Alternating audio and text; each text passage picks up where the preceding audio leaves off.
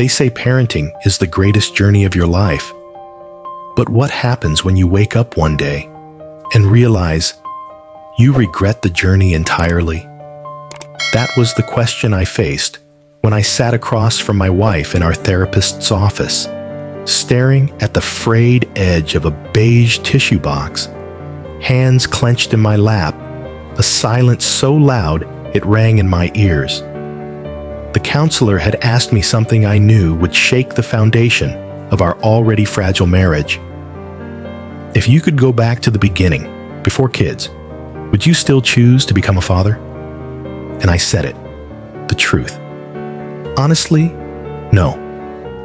Let me take you back. I'm 42. My wife is 42. We have 3 kids, a 6-year-old and 4-year-old twins. When we first talked about having children, we imagined shared ice cream cones, tiny sneakers at the door, spontaneous giggles floating through a sunlit kitchen. We believed the fantasy that parenthood, despite the sleepless nights, would somehow fill our lives with meaning. What we didn't imagine was that just one more baby would become twins, that one of them would be diagnosed with ADHD and ODD, oppositional defiant disorder, a term that until recently meant nothing to me. Now it means tantrums so violent they leave bruises, screaming for hours over nothing, hitting, kicking, breaking things, hurting his sisters. 3 daycare centers have refused to take him. My parents, his grandparents, won't even babysit him anymore. Our lives have been consumed by one child's relentless war on peace. Every day, I come home from a job I hate to face a battlefield, not a home. And yes, I feel trapped. Trapped in a life I no longer recognize as mine. A life where the version of me that once laughed freely, pursued passions, dreamed of more, has vanished. I love my kids. I take a bullet for them. I show up, I provide, I protect. But I cannot lie anymore and pretend I would choose this again. That confession, spoken in what I believed was a safe space, didn't stay there. My wife took those words, stripped them of nuance, and turned them into a weapon. Later that week, in a moment of fury, she looked into our 6-year-old's eyes and said, "Daddy wishes you were never born." I can't describe what that did to me. I felt my soul rip in half. Because no, I never said that. I never would. But she said it for me. She projected my pain, my confession, onto an innocent child. And in doing so, she crossed a line I can't unsee. Let me be clear. I didn't say those words to my children. I would never say those words to them. I said them to a therapist, in therapy. The one place where you're supposed to be able to say the things you're too afraid to admit to anyone else. Instead, those words are now being twisted into a narrative where I'm the monster, where she gets to paint herself as the righteous mother protecting her babies from the father who doesn't love them. She told me she'll use this in court, that she'll fight for sole custody, that she'll take everything and make sure our children never look at me the same way again. But the truth is, I do love my children. I love them deeply. I'm just suffocating under the weight of a life I didn't fully choose. Raising a child with needs that no one prepared me for, in a marriage that was already bleeding before the children even arrived. I know what people will say. You're selfish.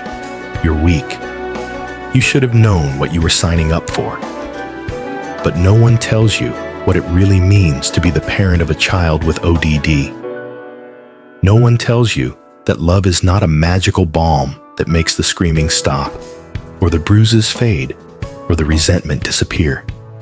No one tells you that some days you will wake up and feel like a ghost in your own home, a man who exists only to pay bills and break up fights and apologize to strangers for things you didn't do. And still, I stayed. I showed up. I tried.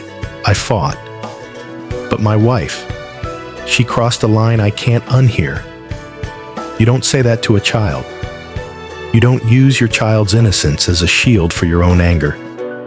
You don't break their spirit to win an argument. And now, we're beyond repair. Our marriage is done. There's no going back. Not after this. I see now that she doesn't understand what I was trying to say. That love and regret can exist in the same heart. That I can love our children with every ounce of my being and still mourn the life I gave up to have them. She sees that as betrayal. I see it as honesty. I see it as survival.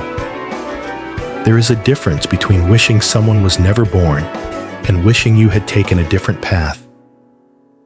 There is a difference between regret and rejection, between pain and cruelty. I regret the path, not the people, not my children. But I know that won't matter in court. So, am I the asshole? Or just a man who said the quiet part out loud? This is AITA Story Vault, and here's my reflection. Parenthood is one of the most sacred and brutal experiences a human being can have. It is full of contradictions. It demands everything from you: your sleep, your freedom, your dreams, and then dares you to find joy inside the wreckage.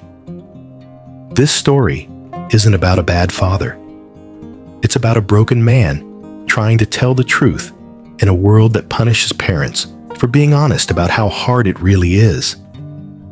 Maybe you're listening to this while sitting in a quiet room, wondering if you're the only one who feels like this. You're not. This isn't a story about villains.